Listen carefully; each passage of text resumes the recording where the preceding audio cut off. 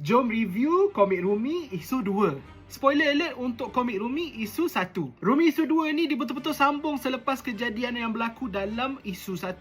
Penghujung isu 1, Rumi dengan Link jadi budak-budak balik. So isu 2 ni dia sambunglah apa yang jadi selepas tu. Pada permulaan isu 2 ni kita nampak Rumi baru tersedar daripada pengsan ke tidur ke, dan dia berjumpa satu karakter baru. Nama karakter tu adalah Alwan. Yang ini. Alwan ni agak comel lah. Dia macam Pokemon nama Meril kalau korang tahulah. Alwan ni dia banyak pengetahuan dan dia tahu banyak pasal batu jawi. Lepas tu kita tengoklah yang Rumi mula bertanyakan beberapa soalan kepada Alwan. Apa persoalan yang Rumi tanya? Dunia dalam cerita Rumi ni semakin penuh misteri. Adakah kita dapat jawapan dalam isu ni? Siapa sebenarnya Alwan ni? Kenapa dia boleh bercakap? Kalau korang nak tahu jawapan persoalan-persoalan tu, korang kena baca Rumi isu 2. Saya just nak cakap yang Rumi isu 2 ni sangat mudah untuk dilihat. I mean, dia punya art style, dia punya colour dan sebagainya, semuanya pada saya sangat memuaskan hati. Dalam cerita mudah faham, lepas tu jalan cerita dia agak menarik. Macam saya cakap tadi, ada persoalan baru dalam dunia Rumi ni.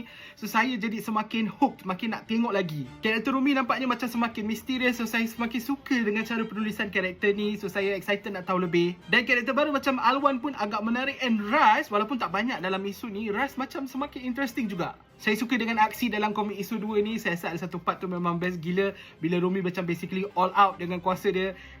Tabik, saya suka gila. Banyak benda yang saya boleh puji pasal Rumi isu 2 ni, tapi ada satu benda yang saya macam sedikit confused lah, iaitu pada permulaan isu 2. Bila saya baca balik isu 1, saya tengok dia punya penghabisan macam tak terlalu sync dengan isu 2 ni. Permulaan isu 2 ni, Rumi macam bangun daripada tidur atau pengsan, tapi penghabisan isu 1 tak nampak punya Rumi pengsan ke apa. So ada something yang berlaku di antara isu 1 dan 2. So saya rasa macam nak tahu apa yang berlaku. So ya, itulah masalah saya dengan isu 2 ni. Saya tahu ini cuma nitpick sahaja, sebab overall saya sangat berpuas hati dengan Rumi isu 2. Korang boleh dapatkan komik Rumi isu 2 ni secara online, ataupun korang boleh pergi beli dekat PBAKL 2026.